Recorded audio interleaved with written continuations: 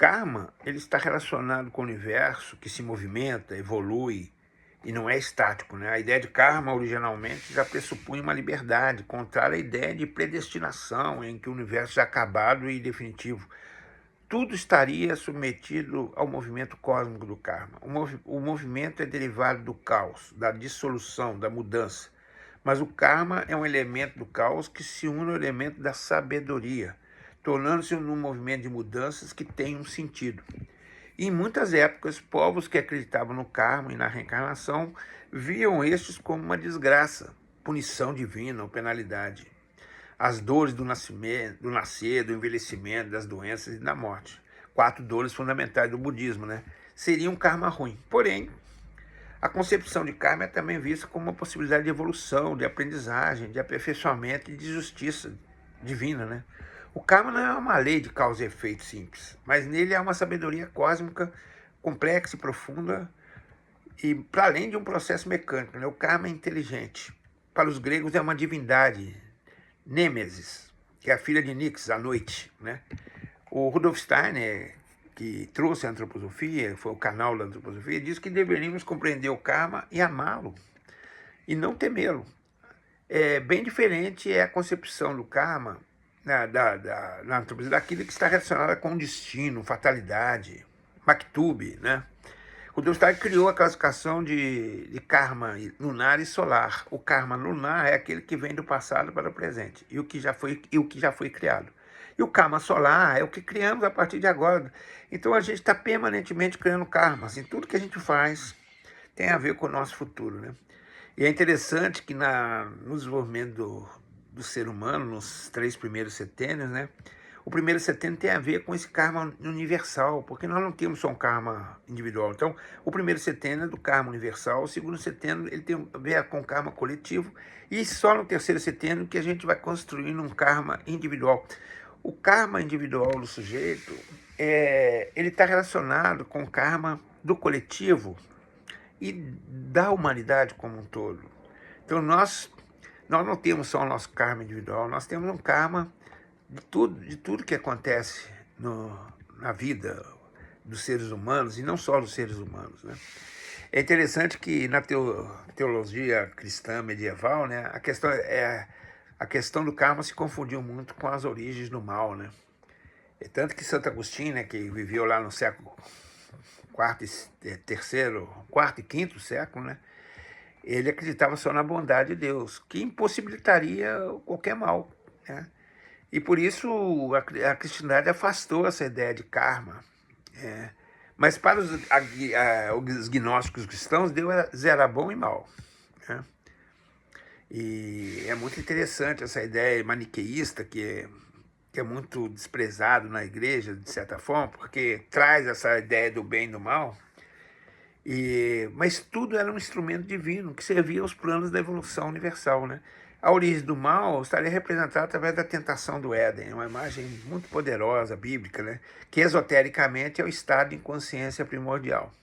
E a serpente representa uma força de Lúcifer, o portador da luz, que tenta e anima o ser humano a provar o fruto do conhecimento. A serpente sempre foi um símbolo tradicional dos mistérios em relação ao karma e dos próprios médicos, né? Que lidam com a vida. Assim, o ser humano é expulso do Éden, ganha a possibilidade de autoconsciência, liberdade e autonomia e passa a caminhar pelo mundo conhecendo dores e sofrimentos.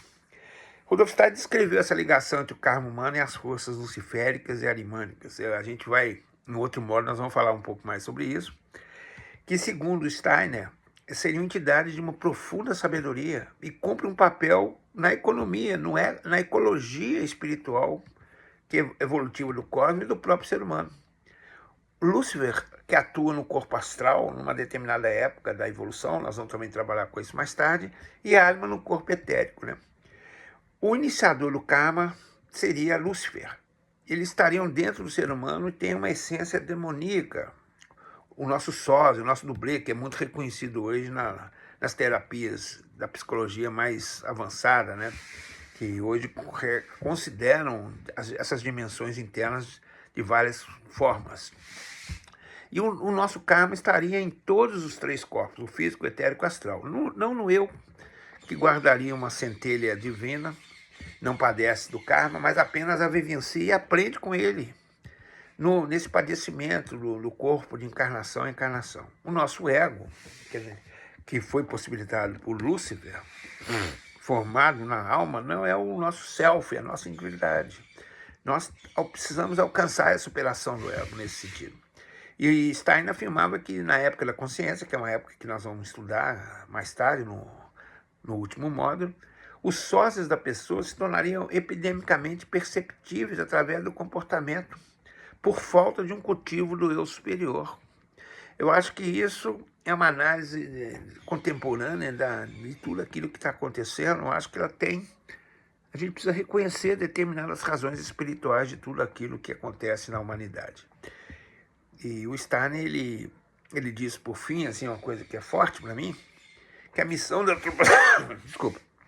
A missão da antroposofia é atualizar de uma forma consciente, aberta e livre o cristianismo esotérico e a visão da reencarnação e do karma.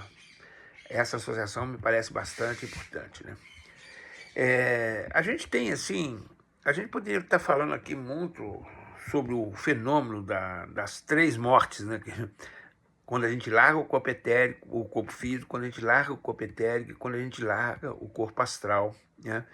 E a gente tem uma trajetória muito interessante, que não será possível aqui falar aqui no vídeo, porque aí vai ocupar muito tempo, mas que eu convido vocês a ver a apresentação. A gente faz um detalhamento de toda a literatura antroposófica que fala sobre o que acontece nesse processo pós-morte, né? E que tem muito a ver com muitas informações da própria religiosidade, seja oriental ou ocidental, né? Essa ideia da tradição oriental do Kamaloka, essa ideia do purgatório, elas podem ter expressões de uma realidade espiritual que vale a pena a gente reconhecer, né? Então, eu queria, assim, falar um pouquinho só desse retorno do eu, né? Porque quando o eu vai largando os seus corpos, que vão morrendo de certa forma, vão sendo separados, o eu passa a conviver plenamente com os seres espirituais na visão antroposófica e com a essência do mundo, a essência espiritual.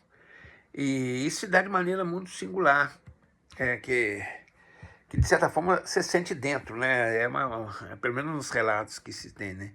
E que não se deve imaginar o mundo espiritual como se fosse análogo ao mundo físico, né? De fato, muito do primeiro passa, de certa forma, ao contrário do mundo físico. Steiner menciona que não se deve imaginar o mundo espiritual como um espaço de 4 ou mais dimensões, né? É muito diferente daquilo que a gente conhece na nossa vida sensorial, né? E o eu, depois de centenas de anos, ele sente uma necessidade de voltar. E ele é ajudado. E aí ele vai retomando com aspectos do corpo astral. Em seguida, ele se dirige a um casal de pais,